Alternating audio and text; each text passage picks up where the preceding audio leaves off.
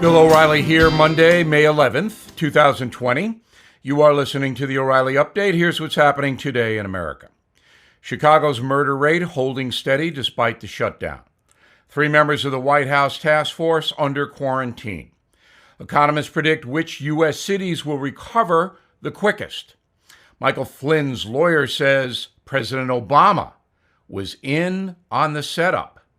Also ahead, what about that setup and false reporting on General Flynn? Will anyone be held responsible? But first, the number of homicides in Chicago staying pretty much the same, even as residents are ordered indoors. Despite the lockdown, officials report 56 murders in April. That's down slightly from 61 killings during the same time 1 year ago. For comparison, New York City has tripled the population of Chicago and witnessed 31 homicides in April. Drug groups are responsible in the Windy City. At least 3 members of the president's virus task force, including Dr. Anthony Fauci, now under quarantine after being exposed. The contagion reached the White House over the weekend. Mr. Trump and Mike Pence both now taking daily tests after a personal valet and press secretary contracted the disease.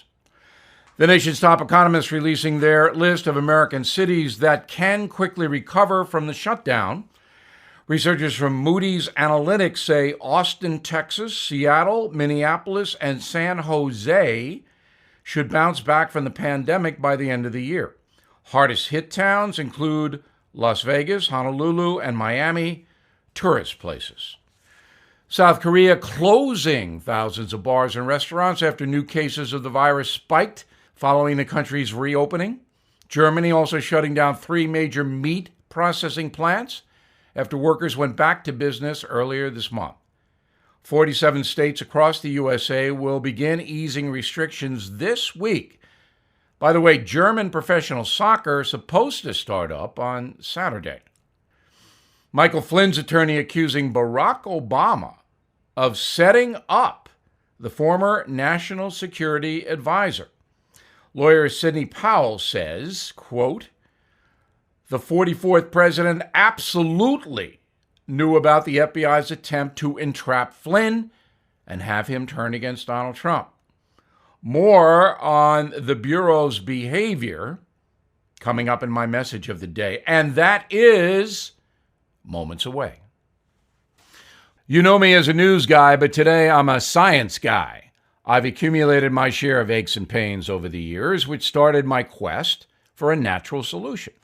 I found it in Omega XL. The stuff works, and it has 30 years of research to prove it. Omega XL is a powerful natural anti-inflammatory supplement that helps relieve joint and muscle pain.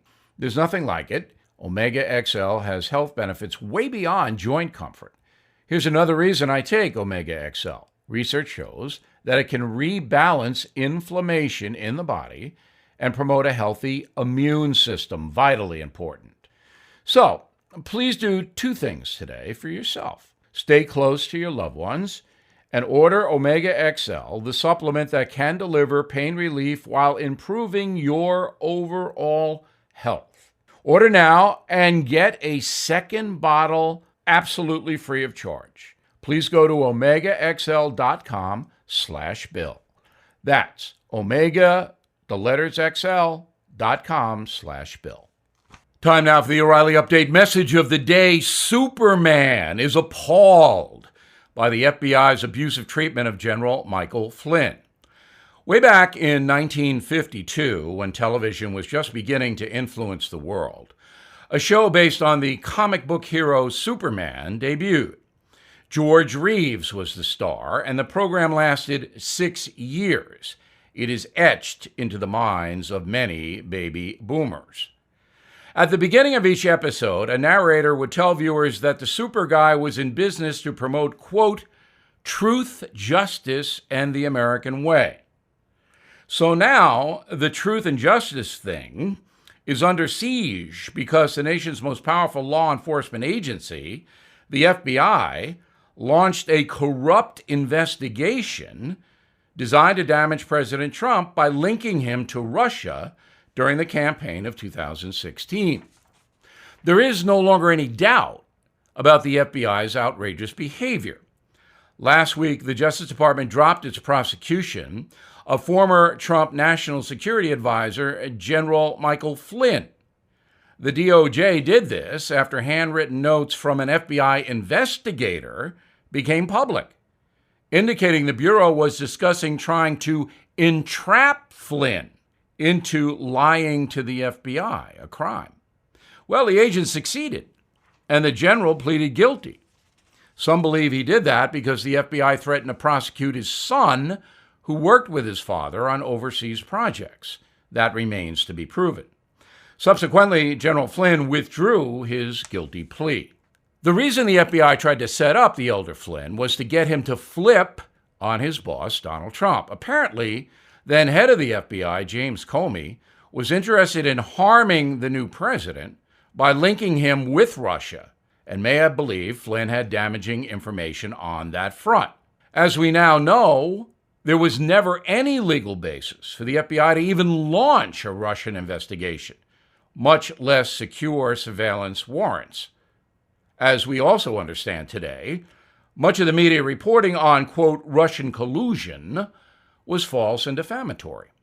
Superman would like to know exactly who is going to be held to account for this scandal. After all, the superhero disguised himself as Clark Kent, a mild-mannered reporter. Lois Lane and Jimmy Olsen are asking the same question. U.S. Attorney John Durham is in charge of the investigation into the FBI.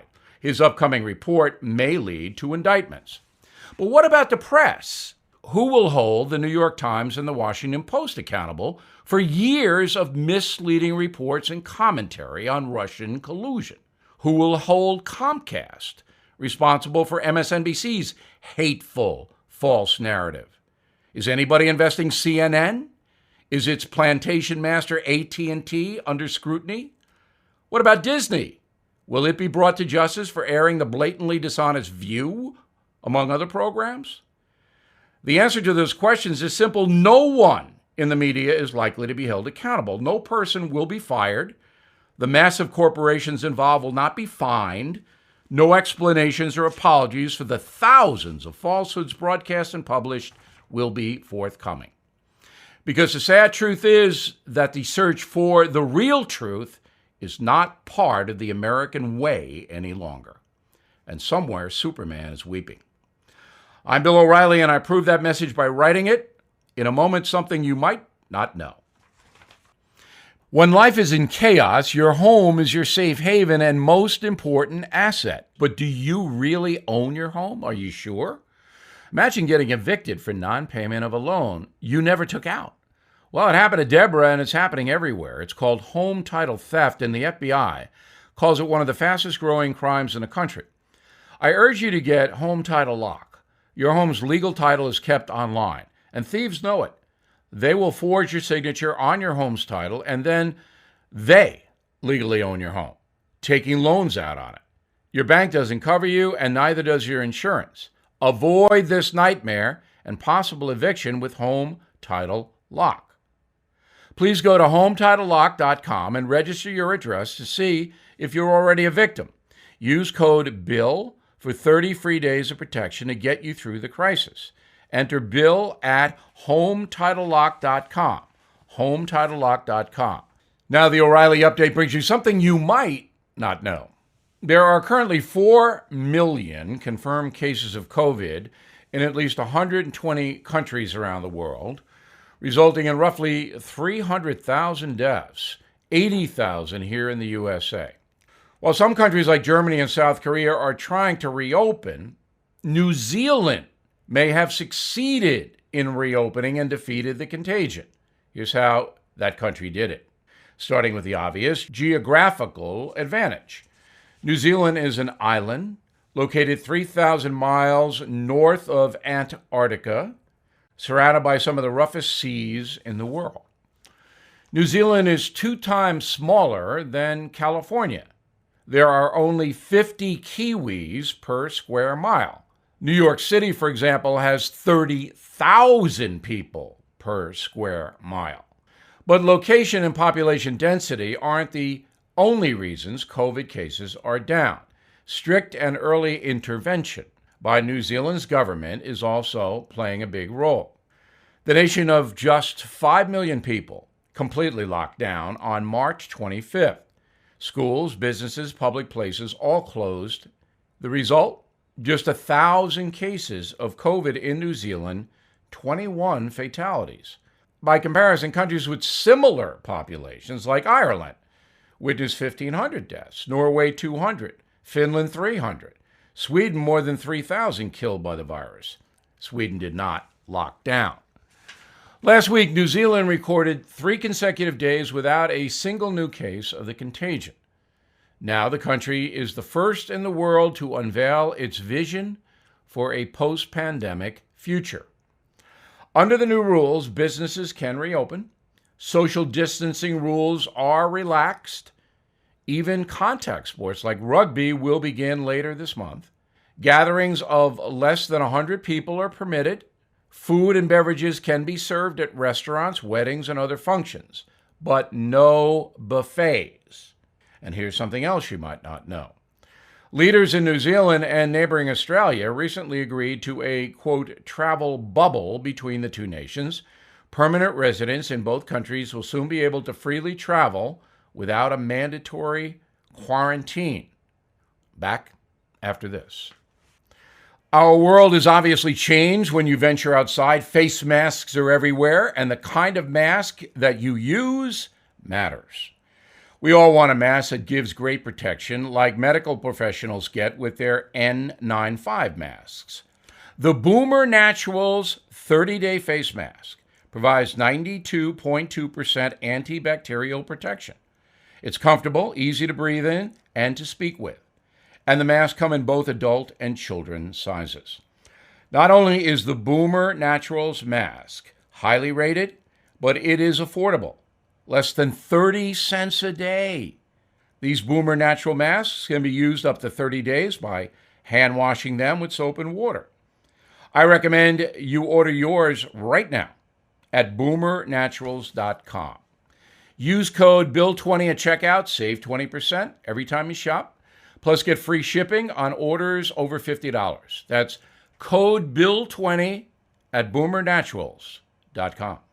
Thank you for listening to the O'Reilly Update. I am Bill O'Reilly. No spin, just facts, and always looking out for you.